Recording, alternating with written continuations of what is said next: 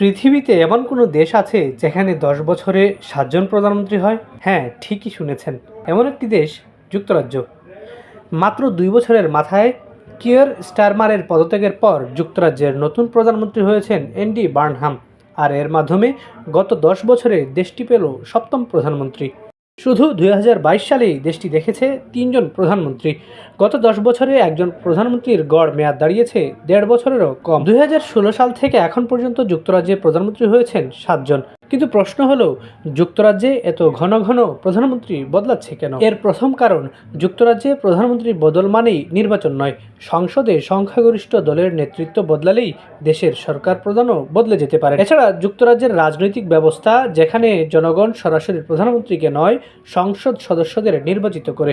সংসদে সংখ্যাগরিষ্ঠ দলের নেতা যদি পদত্যাগ করেন বা দলের আস্থা হারান, তাহলে নতুন নেতা নির্বাচিত হলেই তিনি প্রধানমন্ত্রী হয়ে যান।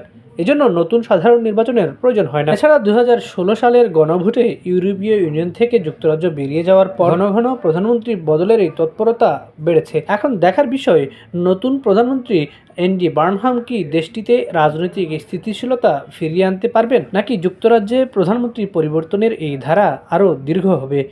কি মনে হয় আপনার? জানান কমেন্টে। সাবস্ক্রাইব করে সাথে থাকুন। ধন্যবাদ।